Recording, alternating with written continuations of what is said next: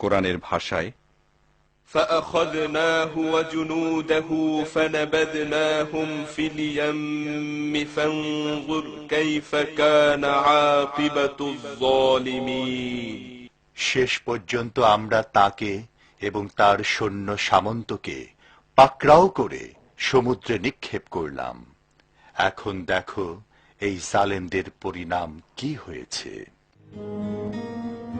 আল্লাহ এই জালিমকে তার বংশসহ নদীতে ডুবিয়েই ক্ষান্ত হননি, বরং তার লাশ দেখে যাতে পরবর্তীতে মানুষেরা শিক্ষা নিতে পারে, আল্লাহদ্রোহীর পরিণতি কি ভয়ঙ্কর হয় তা জানতে পারে, সেজন্য আজও তার লাশের মমি কায়রোর তাহারার জাদুঘরে সংরক্ষিত রাখার ব্যবস্থা করেছেন। সারা বিশ্বের হাজারো পর্যটক এই জাদুঘরে আসেন এবং ফিরাউনের লাশের মমি দেখে শিক্ষা নিয়ে থাকেন। আল্লাহ রাব্বুল আলামিন আমাদেরকে তার একনিষ্ঠ গোলাম হিসাবে কবুল করুন। আল্লাহ তাআলা যুগে যুগে মানব জাতির হেদায়েতের জন্য বিভিন্ন সম্প্রদায়ের কাছে নবী রাসূল পাঠিয়েছেন। এরই ধারাবাহিকতায় হযরত আদম আলাইহিস সালাম, হযরত ইদ্রিস আলাইহিস সালামের পর তৃতীয় নবী হিসাবে মহান রব্বুল আলামিন হযরত নূহ আলাইহিস সালামকে পাঠান তার সম্প্রদায়কে এক আল্লাহমুখী করার জন্য।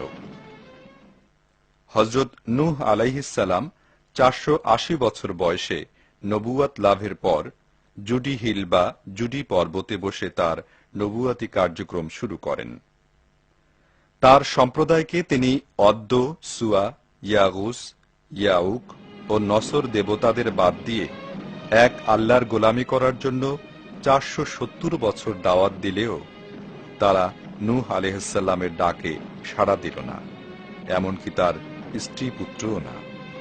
এ সম্পর্কে কোরআনে কারিমে বলা হয়েছে, وَإِنِّي كُلَّمَا دَعَوْتُهُمْ لِتَغْفِرَ لَهُمْ جَعَلُوا أَصَابِعَهُمْ فِي آذَانِهِمْ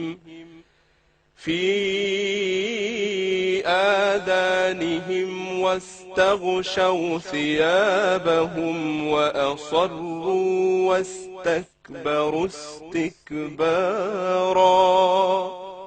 আর যখনই আমি তাদেরকে ডেকেছি যেন তুমি তাদেরকে মাফ করে দাও, কিন্তু তারা তাদের কানে আঙুল দিয়ে এবং নিজেদের কাপড় দিয়ে মুখ ঢেকে নিয়েছে এবং নিজেদের সিদ্ধান্তে তারা অনমনীয় হয়েছে আর খুব বেশি অহংকার করেছে।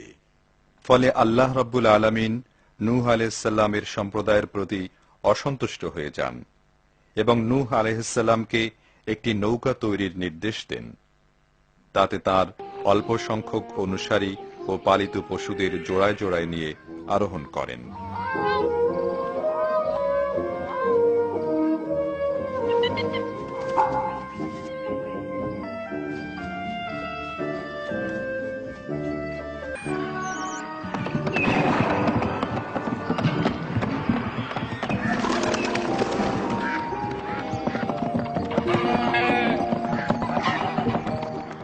এরপর বিশ্বের একমাত্র রাজাধিরাজ মহান রব্বুল আলামিনের নির্দেশে পুরো এলাকায় এমন এক প্লাবনের সৃষ্টি হয় যা মানুষ কোনোদিন কল্পনাও করতে পারেনি।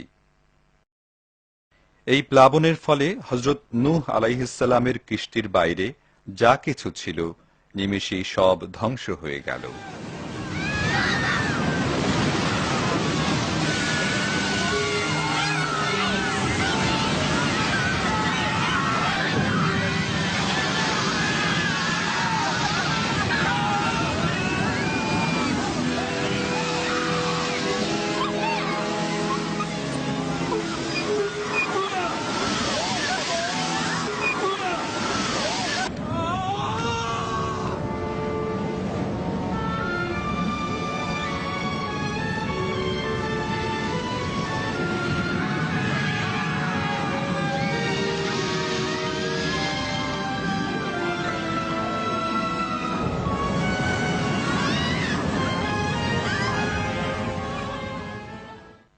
কোরআনের ভাষায়, فأنجيناه وأصحاب السفينة وجعلناها آية للعالمين পরে নূহ ও নৌকাওয়ালাদেরকে আমি বাঁচিয়ে দিলাম এবং এই ঘটনাকে দুনিয়াবাসীর জন্য একটি নিশানা বানিয়ে দিলাম। আর এভাবেই আস্থা করে নিক্ষিপ্ত হল পৃথিবীর ইতিহাসের আরেকটি অবাধ্য জাতি। এই পাহাড়টি দুনিয়াবাসীর জন্য আল্লাহর সেই নিদর্শন। ধারণা করা হয় এই পাহাড়েই হযরত নূহ আলাইহিস সালাম মহাপ্লাবনের পর সাথীদের নিয়ে আশ্রয় গ্রহণ করেছিলেন। আজ থেকে 2000 বছর পূর্বে ইটালির পম্পে নামক শহরটির গোড়াপত্তন হয়। 20,000 লোকের বসবাস এই শহরটিতে। নাগরিক জীবনের স্বাভাবিক সব রকমের সুযোগ সুবিধা ছিল এখানে। ছিল কোলাহলমুখর কর্মচঞ্চলতা, কিন্তু সব পাওয়ার আনন্দে এখানকার অধিবাসীরা হয়ে উঠেছিল বড়ই বেয়ারা, অহংকারী আর লোভী। এক আল্লাহকে ভুলে দেবদেবী আর মূর্তির চর্চায় হয়েছিল আকণ্ঠ নিমগ্ন।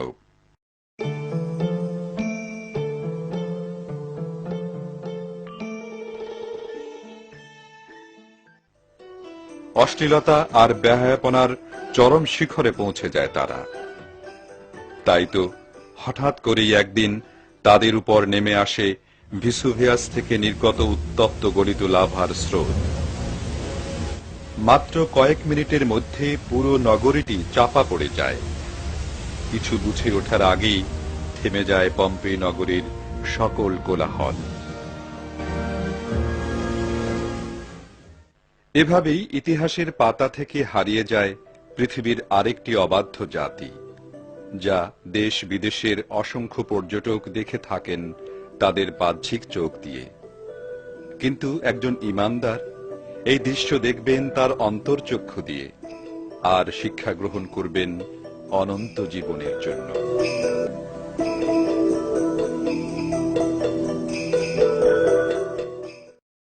যুগে যুগে অসংখ্য মানুষ ভূমিকম্প, আগ্নেয়গিরি, ঝড়, জলোচ্ছ্বাস, মহামারীর মতো আল্লাহর অসংখ্য নিদর্শন দেখছে, শুনছে, তারপরও তাদের সুমতি হচ্ছে না।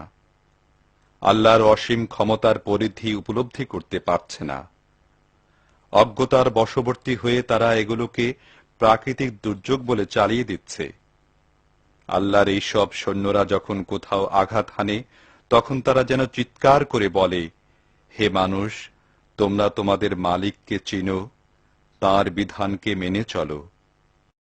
আসুন আমরা সবাই মিলে আল্লাহর অনুগত হয়ে চলি, জীবন সাজাই তারই রঙে।